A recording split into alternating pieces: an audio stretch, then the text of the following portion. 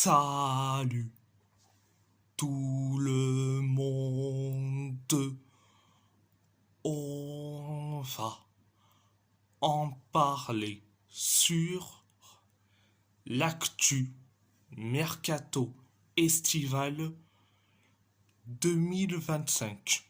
Donc, direction Galatasaray, le PSG a proposé Matvei Safonov à Galatasaray selon Yagiz Sabunçoglu. Alors, Safonov à Galatasaray, je dis non. N-O-N. Non. Franchement, excusez-moi, mais Safonov, il a récolté je sais pas combien de boulettes la saison dernière. Franchement, ok, il a été solide. De... Ok, mais je compte plus les boulettes qu'il a fait la saison dernière. Donc, direction le PSG. Le PSG espère 60 millions d'euros pour Randal Colomwani. Les échanges avec la Juventus bloquent sur l'échelonnement du paiement. Manchester United, Tottenham et Newcastle sont intéressés par le français selon l'équipe. Alors, Randal Colomwani. Alors, ok, les échanges avec la Juve, c'est très compliqué en ce moment. Mais là, tu as 3 clubs de PL qui s'intéressent à lui. Donc, vas-y, pars dans un autre club, s'il te plaît. Donc, c'était la première information. Deuxième information, Nordi Mukiele a rejeté des offres d'Arabie Saoudite et de Turquie. Depuis quelques semaines, des clubs anglais ont initié des contacts sans écho favorable du joueur. Le latéral recherche un projet de haut niveau en Europe, selon l'équipe. Et bien là, je dis franchement, il a bien fait de refuser des offres d'Arabie Saoudite. Franchement, c'est un championnat équivalent à la régionale, donc je peux le comprendre. Donc, un projet de haut niveau en Europe, t'en as certes en Angleterre, mais t'as aussi en Turquie. Ok, la Turquie ne fait pas partie de l'Europe politique, mais il fait partie de l'Europe du football. Donc, c'était la deuxième information. Troisième information, Villarreal est toujours intéressé par Carlos Soler et souhaite se le faire prêter. Paris veut un transfert définitif. Brighton est également intéressé selon l'équipe. Au moins ça avance très très bien. Villarreal et Brighton se disputent pour Carlos Soler, donc c'est tant mieux. Si on se débarrasse de Carlos Soler, tant mieux. Donc c'était la troisième information. Quatrième information, Marco Asensio n'a pas donné son accord contractuel à Fenerbahçe, la piste reste ouverte. L'Espagnol ne veut pas faire de concessions salariales conséquentes. Aston Villa veut à nouveau se le faire prêter selon l'équipe. Alors là, je peux le comprendre que Marco Asensio ne veut pas aller à Fenerbahçe parce que le Fenerbahçe,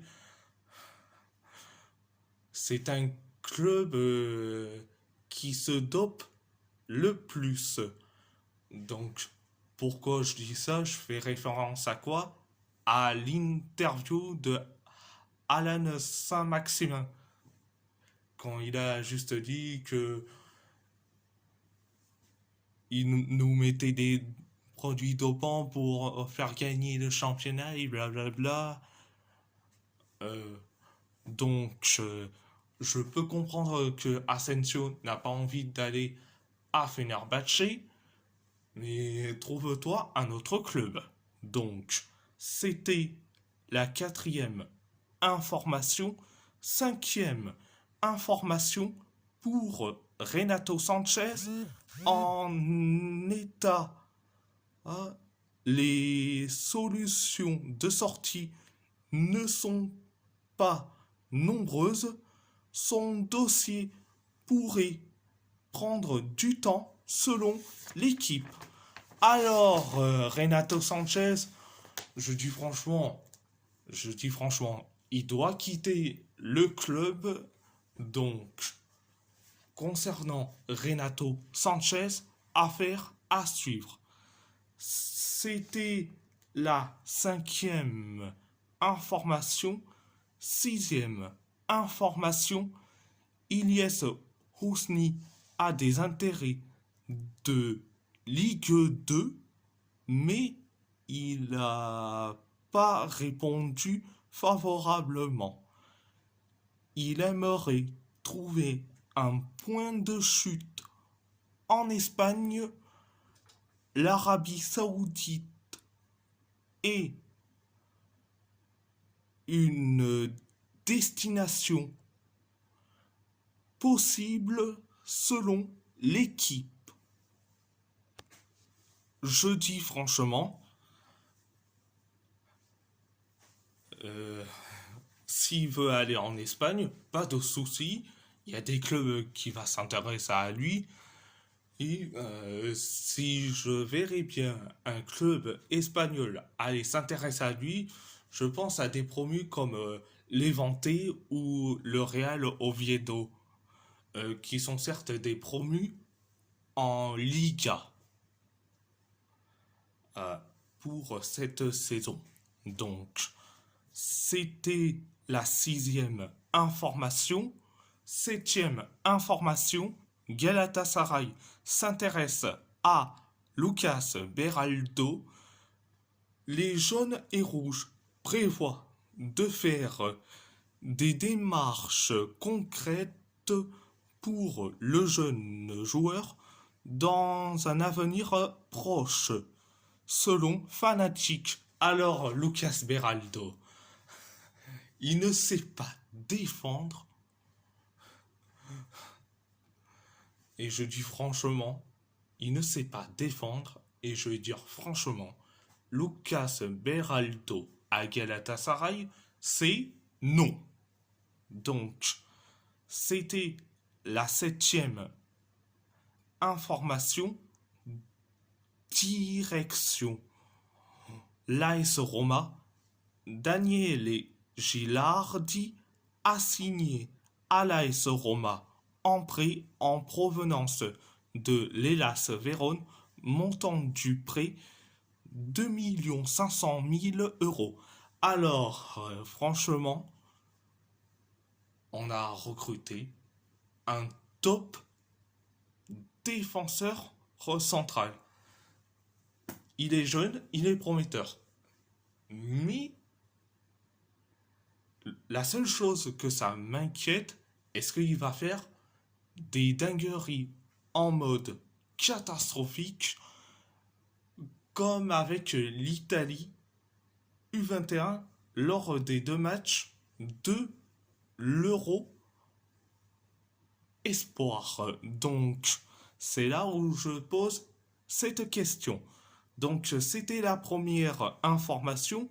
Deuxième information, Saoud Abdulhamid a signé au RC Lens en prêt. Je suis très content pour lui. J'espère qu'il aura du temps de jeu et qu'il sera titulaire. Donc, c'était la deuxième information.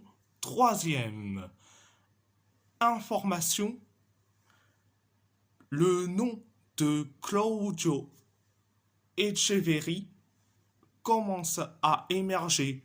La Roma demanderait un prêt avec option d'achat. Problème, Manchester City aurait un accord avec Gérone pour un prêt sec et donc partie du même groupe, tandis que le joueur voudrait rejoindre la Roma selon Il Messaggero. Je dis franchement, je donne raison à Claudio Echeverri. Depuis quand c'est Manchester City qui décide de son avenir? Et, et depuis quand c'est Manchester City qui décide de l'envoyer en prêt à Gérone? Franchement, le joueur veut la Roma. Franchement.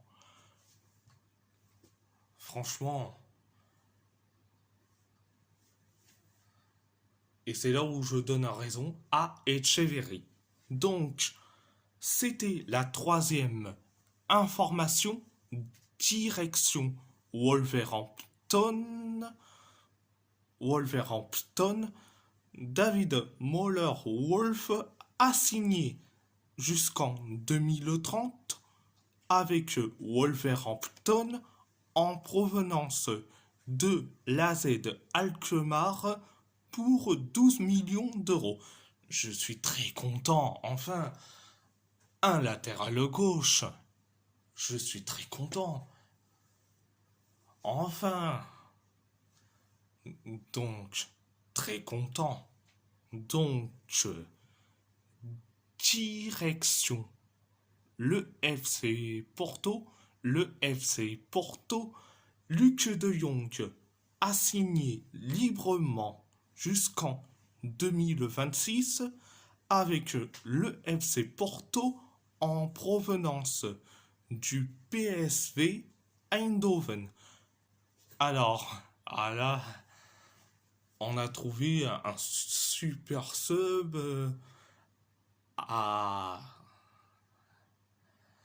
On a trouvé un super sub et un concurrent à Samu Ageoa. Donc, c'était la première information. Deuxième information, le FC Porto pourrait prêter Ivan Raime au stade brestois cet été. Brest a entamé des négociations pour un prêt. L'Espagnol n'est pas dans les plans de Farioli pour la saison à venir, selon Abola. Je dis franchement, merci les Bretons, merci les Brestois. Allez prendre Ivan Raime, comme ça, paf, on est libéré. Donc, c'était la deuxième information. Direction l'Athletic Bilbao. Le FC Andorra d'Ibai Gomez est très proche d'obtenir le prêt de Peyo Canales. Ce dernier rejoindrait Anguero Olabarrieta si l'accord se concrétise selon Idéal Granada. Alors, pour ceux qui ne savent pas, Ibayo Gomez, c'est le nouveau coach du FC Andorra qui sont promus en deuxième division espagnole. Alors là, le cas Peyo Canales et Angelo Olavarrieta, je dis franchement, j'aimerais bien qu'il reste. Franchement, ils doivent rester. Les deux sont l'avenir du club. Donc, ils doivent rester. Donc, voilà, voilà. Et si la vidéo vous plaît, abonnez-vous à ma chaîne YouTube. Likez, commentez si vous avez envie ou pas. C'est votre choix. À part ça, je vous laisse et merci beaucoup.